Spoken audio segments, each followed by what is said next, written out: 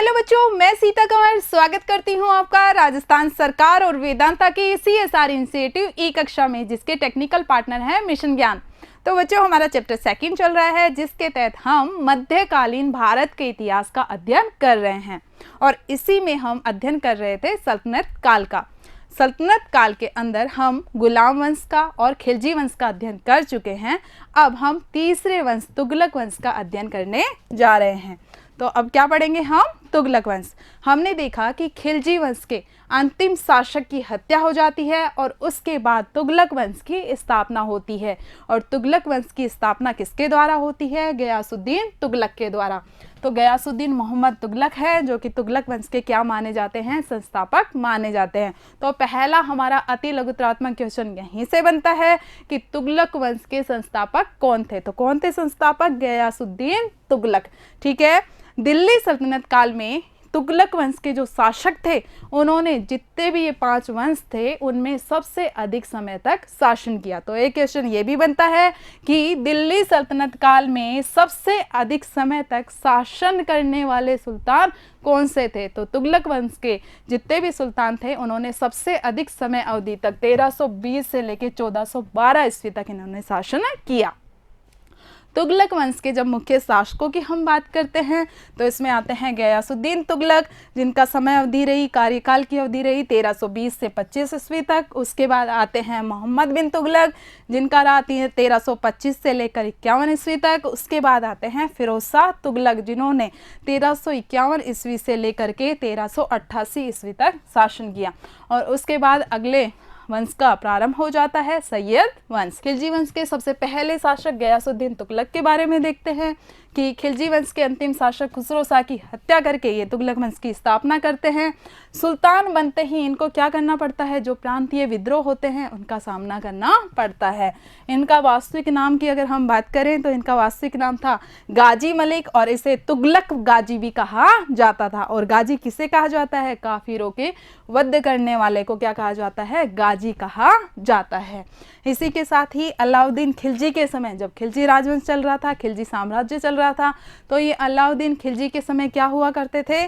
दीपालपुर के सूबेदार हुआ करते थे, यानी सूबेदार के पद पे ये कार्यरत थे। गयासुद्दीन तुगलक पहले सुल्तान थे जिन्होंने कृषि में उत्पादन में बढ़ोतरी का प्रयास किया और इस हेतु क्या किया? सिंचाई के लिए कई नहरों का निर्माण करवाया। तो कई बार पूछा जाता है पहले सुल्तान जिन्होंने सिंचाई के लिए नहरों का निर्माण करवाया। इसके अलावा चिश्ती संप्रदाय के सूफी संत निजामुद्दीन औलिया भी क्या थे? उनके समकालीन थे। ठीक है, आगे बढ़ते हैं। अलाउद्दीन के विपरीत, अलाउद्दीन खिलजी के विपरीत गयासुद्दीन तुगलक ने उदारता की नीति अपनाई। कैसे नीति अपनाई? उदारता की नीति अपनाई। अलाउद्दीन खिलजी की नीति देखी थी हमने, कितनी कठोर नीति थी कि अमीरों के लिए भी उन्होंने 4 प्रकार के आदेश जारी कर दिए थे, गुप्तचर प्रणाली का भी गठन किया था। ठीक है, तो उनके विपरीत उन्होंने उदारवादी नीति अपनाई और जिसे इतिहासकार बढ़नी क्या नाम देते हैं? मध्यपंथी नीति का नाम देते हैं।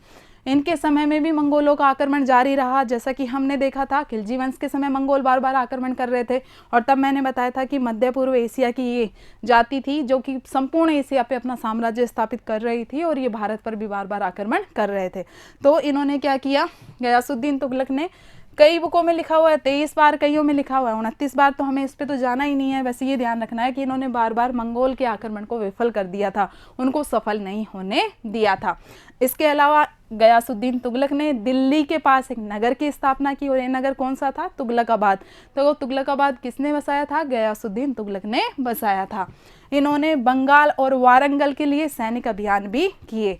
ठीक है, इसके अलावा इन्होंने अपने पुत्र जोना खां, और जोना खां कौन थे? आगे चल करके मोहम्मद बिन तुगलक के नाम से वो क्या बनेंगे? शासक बनेंगे, सुल्तान बनेंगे। तो अपने पुत्र जोना खां को दक्षिण भारत में अभियान के लिए भेजा, और दक्षिण भारत में भी कहाँ पर अभियान के लिए भेजा? यहाँ पे आप मैप में देख पा रहे हैं, तेलंगाना में इन्होंने अपने पुत्र को, और पुत्र का क्या नाम था? जोना खां, यानी मोहम्मद बिन तुगलक को तेलंगाना में इन्होंने अभियान के लिए भेजा राजा प्रताप रुद्रदेव के खिलाफ।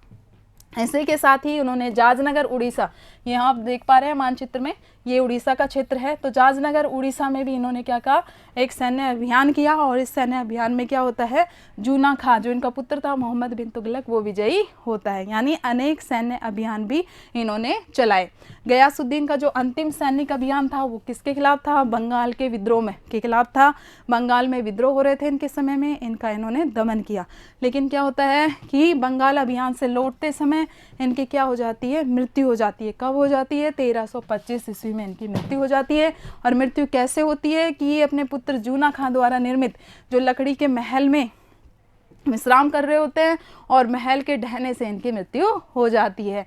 तो गयासुद्दीन तुगलक की क्या हो जाती है, मृत्यु हो जाती है, और अंतिम शासक बनते हैं मोहम्मद बिन तुगलक। ठीक है, इनका एक मकबरा है जो कि कहाँ पर है, तुगलकाबाद में स्थित है। यहाँ पे आप ये देख सकते हैं, ये गयासुद्दीन तुगलक का मकबरा है। ठीक है, अब अगले जो शासक आ जाते हैं बेटा, वो हैं मोहम्मद बिन तुगलक। और मोहम्मद बिन तुगलक का कार्यकाल मैं बता चुकी हूँ, 1325 से लेकर 1351 ईस्वी तक इन्होंने शासन किया। इनके पिता का नाम गयासुद्दीन तुगलक था, इनका जो प्रारंभिक नाम था वो जूना खां था, और मोहम्मद बिन तुगलक के नाम से ये दिल्ली के सुल्तान बनते हैं।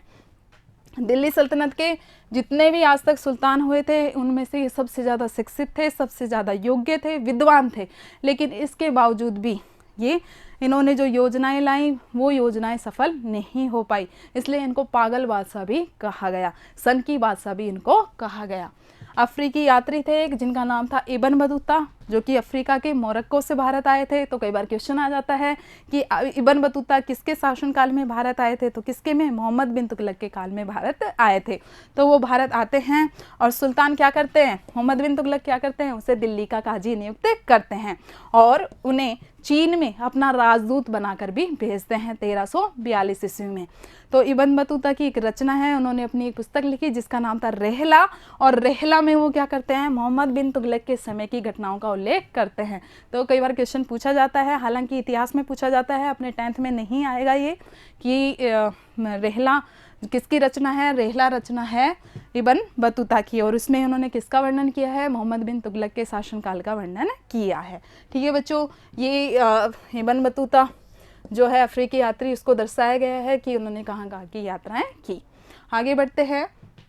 मोहम्मद बिन तुगलक के समय अगर हम तुगलक साम्राज्य को देखें तो ये कई प्रांतों में बटा हुआ था। ये दिल्ली के पहले ऐसे सुल्तान थे जिन्होंने योग्यता के आधार पर पद देना प्रारंभ किया, कि जितने भी राज्य के पद होते थे वो वंशानुगत आधार को समाप्त करके योग्यता के आधार पर इन्होंने पद देना प्रारंभ किया।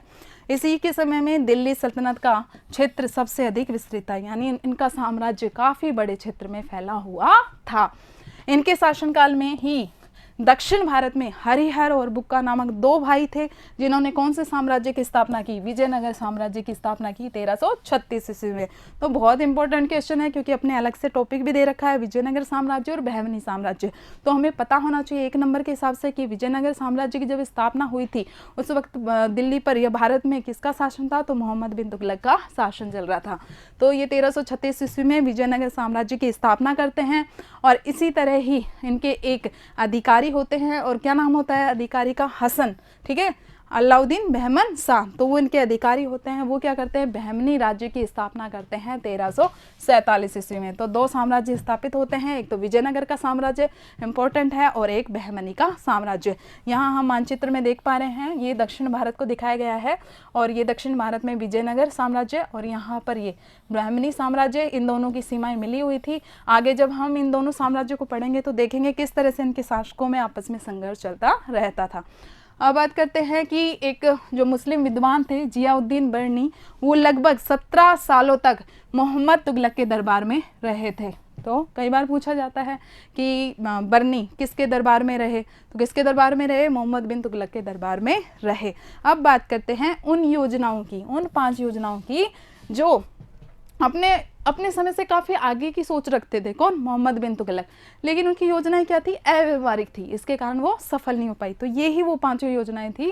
वेरी वेरी इंपॉर्टेंट क्वेश्चन, अपने लघुत्तरात्मक 4 नंबर का क्वेश्चन बनता है कि बर्नी की योजनाओं का वर्णन की सुल्तान की योजनाओं का बर्नी ने किस तरह से वर्णन किया है। तो बर्नी ने सुल्तान की 5 योजनाएं बताई हैं। कौन कौन सी योजना बताइए, देखते हैं।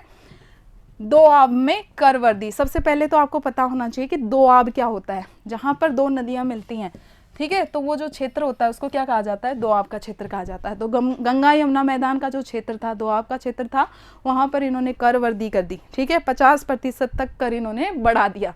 लेकिन क्या होता है, उसी दौरान क्या पड़ जाता है, वहाँ पर भयंकर अकाल पड़ जाता है। अब भयंकर अकाल, ठीक है, उत्पादन वैसे ही नहीं हो रहा, उपज कृषि की वैसे ही प्राप्त नहीं हो रही, ऊपर से क्या कर दिया, 50% तक कर वृद्धि कर दी। तो ये योजना हुई ना अव्यवहारिक, तो इसलिए ये योजना असफल हो जाती है। इसके बाद इनकी दूसरी योजना थी देवगिरी को राजधानी बनाना। यहाँ पे आप देख पा रहे हैं महाराष्ट्र के क्षेत्र में यहाँ पे देवगिरी है, तो इन्होंने अपनी राजधानी किसे कर लिया, देवगिरी को कर लिया। और देवगिरी को बनाने का इनका जो उद्देश्य था वो क्या था, इनका उद्देश्य था कि दक्षिण भारत पर अपना बेहतर नियंत्रण स्थापित करना, ठीक है। लेकिन और देवगिरी का नाम भी बदल दिया इन्होंने, देवगिरी का नाम बदल करके इन्होंने कर दिया था दौलताबाद। क्या नाम कर दिया था, दौलताबाद इन्होंने नाम कर दिया था। लेकिन इनकी यह योजना भी ज़्यादा सफल नहीं रही, ठीक है। इसके बाद आगे बढ़ते हैं, इन्होंने सांकेतिक मुद्रा का भी प्रचलन करवाया। अब ये सांकेतिक मुद्रा क्या होती थी, असल में उस वक्त जो चांदी के सिक्के चलते थे तो विश्व में क्या हुआ, चांदी की कमी हो गई थी। चांदी की कमी होने से क्या हुआ, विश्व में चांदी की कमी होने से इन्होंने इसके विकल्प ढूंढने शुरू किए। और विकल्प में इन्होंने प्रेरणा ली किससे, चीन तथा ईरान के शासकों से, ठीक है। वहाँ पर सांकेतिक मुद्रा चलती थी तो इन्होंने भी सांकेतिक मुद्रा चलाई और इसी के तहत उन्होंने तांबे के मिश्रित सिक्के बनाने शुरू किए और जिनका जो मूल्य होता था वो चांदी के रुपए टका के बराबर होता था। लेकिन क्या हुआ, ये योजना असफल हो जाती है क्योंकि लोग क्या करते हैं, बिना अनुमति लिए, ठीक है, चोरी छुपे इस तरह के अनेक सिक्के निर्मित करना शुरू कर देते हैं। यहाँ पर ये आप सिक्के देख पा रहे हैं, अनेक जाली टकसालें बन जाती हैं। तो मोहम्मद बिन तुगलक को क्या करना पड़ता है, बीच में ही अपनी ये योजना, अपने ये सिक्के बंद करने पड़ते हैं। आगे बात करते हैं, उन्होंने खुरासान पर आक्रमण किया, लेकिन इनकी यह योजना भी विफल रही क्योंकि राजनीतिक परिवर्तन हुआ, सत्ता का परिवर्तन हुआ खुरासान पे। और फिर क्या हुआ, राजनीतिक परिवर्तन होने के कारण में समझौता हो गया, तो ये योजना भी विफल रही। इसके अलावा उन्होंने कराची अभियान किया जो कुमाऊं की पहाड़ी वाले क्षेत्र पे, लेकिन वहाँ क्या होता है, इनके सैनिक होते हैं वो पहाड़ी क्षेत्र को पार नहीं कर पाते हैं, मर जाते हैं। तो खुसरो मलिक के नेतृत्व में इन्होंने कराची का अभियान किया था, लेकिन यह अभियान भी क्या हो जाता है, असफल हो जाता है। तो इनके ये सभी प्रयोग असफल रहते हैं। इसके कारण ही कुछ लोगों ने इन्हें सनकी कहा, पागल कहा, साथ ही अंतर विरोधों का विस्मयकारी मिश्रण भी कहा है। तो ये इंपॉर्टेंट क्वेश्चन है 1 नंबर में कि किसे सनकी, पागल बादशाह या अंतर विरोधों का विस्मयकारी मिश्रण कहा जाता है, तो किसे कहा जाता है, मोहम्मद बिन तुगलक को कहा जाता है। और लघुत्तरात्मक में ये आ जाएगा कि ऐसा क्यों कहा जाता है, तब हमें जो बर्नी ने 5 योजनाएं उनकी उल्लेख की है उनके बारे में बताना है। इसके अलावा इन्होंने एक विभाग भी स्थापित किया था। अगर हम इनके सुधार कार्यों को और देखें तो इन्होंने कृषि के विकास के लिए एक विभाग स्थापित किया था और इस विभाग का क्या नाम था, दीवाने कोई। तो कई बार पूछा जाता है, बहुत इंपॉर्टेंट क्वेश्चन है कि दीवाने कोई क्या था, तो कृषि के विकास के लिए गठित किया गया विभाग था और गठन किसने किया था, मोहम्मद बिन तुगलक ने किया था। इनकी मृत्यु हो जाती है 1351 ईस्वी में और कहाँ पर होती है, सिंध में होती है। और मृत्यु का कारण क्या होता है, इनका गंभीर रूप से बीमार होना, ठीक है। तो मोहम्मद बिन तुगलक का शासनकाल समाप्त हो जाता है और जब इनकी मृत्यु होती है तो जो इतिहासकार बदायूनी होते हैं वो क्या कहते हैं कि सुल्तान को उसकी प्रजा से और प्रजा को उसके सुल्तान से मुक्ति मिल गई। तो कई बार ये स्टेटमेंट, ये कथन भी पूछ लिया जाता है कि बदायूनी ने ये कथन किसके लिए कहा, मोहम्मद बिन तुगलक के लिए कहा। अब अगले शासक बनते हैं फिरोज शाह तुगलक। तो मोहम्मद तुगलक की मृत्यु के बाद उनके जो चचेरे भाई होते हैं फिरोज शाह तुगलक, वो दिल्ली की गद्दी पर बैठते हैं। और कब बैठते हैं, 1351 ईस्वी में। तो अब किसका शासन स्थापित हो जाता है, फिरोज शाह तुगलक का शासन स्थापित हो जाता है। इन्होंने एक कुछ महत्वपूर्ण लोक कल्याणकारी कार्य किए, ठीक है, लेकिन इन्होंने क्या किया, सरकारी और जो सेना की नौकरी थी उसको क्या कर दिया, वंशानुगत बना दिया। जबकि इससे पहले उन्होंने क्या किया था, मोहम्मद बिन तुगलक ने योग्यता के आधार पर नियुक्ति करना प्रारंभ किया था, लेकिन इन्होंने क्या किया, सरकारी व सेना की नौकरी को वंशानुगत बना दिया और जो योग्यता की जांच करने की प्रणाली थी उसका त्याग कर दिया। हालांकि इन्होंने भवन निर्माण कला को प्रोत्साहन दिया और कई इन्होंने भवनों का निर्माण करवाया, जैसे कि हिसार, फिरोजाबाद और जौनपुर। तो ये इंपॉर्टेंट क्वेश्चन है कि हिसार, फिरोजाबाद और जौनपुर का निर्माण किसने करवाया था, उनका निर्माण करवाया था फिरोज शाह तुगलक ने। तो वेरी वेरी इंपॉर्टेंट क्वेश्चन है बेटा। इसके अलावा सम्राट अशोक के टोपरा और मेरठ में स्थित जो 2 स्तंभ लेख थे उनको भी इन्होंने दिल्ली में स्थानांतरित करवाया। तो ये भी इंपॉर्टेंट क्वेश्चन है कि सम्राट अशोक के जो दिल्ली में टोपरा और मेरठ के स्तंभ लेख स्थापित करवाए थे वो किसने करवाए थे? फिरोज शाह तुगलक ने स्थापित करवाए थे। आगे बढ़ते हैं।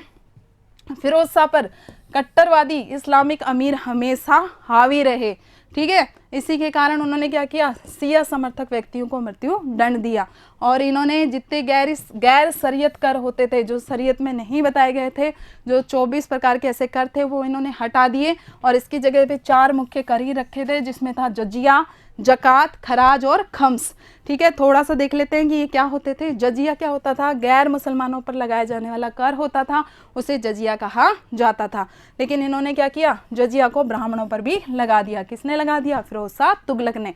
इसके अलावा इनके समय में दासों की संख्या में असाधारण वृद्धि हुई। 1,80,000 तक दास पहुंच गए थे फिरोज शाह तुगलक के समय, इसलिए इन्होंने दासों के लिए एक अलग से विभाग का निर्माण करवाया और इस विभाग का क्या नाम था? दीवाने बंदगान, ठीक है। वेरी इंपॉर्टेंट क्वेश्चन है कि दीवाने बंदगान क्या था? दासों का एक विभाग था जिसका निर्माण किसने करवाया था? फिरोज शाह तुगलक ने इसका निर्माण करवाया था। आगे बढ़ते हैं बच्चों। इन्होंने पानी की कमी को दूर करने के लिए नहरें खुदवाई और कौन से क्षेत्र में खुदवाई? हांसी और सिरसा के क्षेत्र में इन्होंने नहरें खुदवाई। इसके अलावा फिरोज शाह तुगलक ने 5 बड़ी नहरों का निर्माण भी करवाया। इन्होंने एक दान विभाग भी स्थापित किया जिसका नाम था दीवाने खैरात, जिसमें कमजोर वर्ग की जो लड़कियां होती थी, महिलाएं होती थी, उनके कल्याण के लिए योजनाएं लाई जाती थी। इसके अलावा इन्होंने एक सरकारी अस्पताल का निर्माण भी करवाया और इस अस्पताल का क्या नाम था? दारुल सफ़ी। क्या नाम था इस अस्पताल का? दारुल सफ़ी, ठीक है। तो ये हमें याद रखना है कि दीवाने खैरात की स्थापना की, दीवाने बंदगान की इन्होंने स्थापना की फिरोज शाह तुगलक ने। इसके अलावा जो बर्नी है और शम्स-ए सिराज है, ये कुछ विद्वान थे जिनको इन्होंने संरक्षण दिया, जिसमें से बर्नी ने जो किताब लिखी उस किताब का नाम था फतवाए जहांदारी और तारीख फिरोजशाही, ठीक है। तो 2 रचनाएं लिखी गई बर्नी के द्वारा, फतवाए जहांदारी और तारीख फिरोजशाही। तो ये कुछ मैं एक्स्ट्रा आपके साथ नॉलेज शेयर कर रही हूँ, ठीक है, कुछ एक्स्ट्रा जो हमारी बुक में नहीं दिया गया है। तो बर्नी को इन्होंने संरक्षण दिया और बर्नी ने आगे चल के 2 महत्वपूर्ण पुस्तकों की रचना की। इसके अलावा फिरोज शाह तुगलक ने खुद अपनी आत्मकथा लिखी और उनकी आत्मकथा क्या थी? फुतुहात-ए-फिरोजशाही। क्या नाम था? कई बार पूछा जाता है कि जो फुतुहात-ए-फिरोजशाही थी वो किसकी रचना थी? फिरोज शाह तुगलक की रचना थी। फिरोज शाह तुगलक ने दिल्ली में खरबूजों और अंगूरों की खेती को प्रोत्साहन दिया, कई बाग भी उन्होंने लगवाए। फिरोज शाह तुगलक की मृत्यु हो जाती है 1388 ईस्वी में। फिरोज शाह तुगलक की मृत्यु होने के बाद दिल्ली सल्तनत एक तरह से बिखर जाती है और अंतिम जो शासक होते हैं वो होते हैं नासिरुद्दीन महमूद, जो कि शासन करते हैं 1394 ईस्वी से लेकर 1412 ईस्वी तक, ठीक है। 1398 ईस्वी में नासिरुद्दीन महमूद के शासनकाल में ही तुर्क आक्रांता थे, आक्रमणकारी थे, तैमूर लंग, वो भी भारत आते हैं और तैमूर क्या करते हैं? फिरोजाबाद को लूट लेते हैं, मेरठ और हरिद्वार को लूट लेते हैं, ठीक है। और इधर अपना एक प्रतिनिधि नियुक्त कर देते हैं, ठीक है, पंजाब वाले क्षेत्र में वो प्रतिनिधि खिजर खां को नियुक्त कर देते हैं और फिर यहीं से अगले वंश की स्थापना शुरुआत हो जाती है। तो हमने देखा फिरोज शाह तुगलक के कार्यकाल को देखा कि उन्होंने महत्वपूर्ण विभागों की भी रचना की थी और अंतिम शासक हमने देखा तुगलक वंश का कौन थे? नासिरुद्दीन महमूद, ठीक है। और उसके बाद अगला वंश आता है हमारा सैयद वंश, वो हम अगली कक्षा में पढ़ेंगे। सैयद वंश और लोधी वंश को एक साथ पढ़ेंगे। धन्यवाद।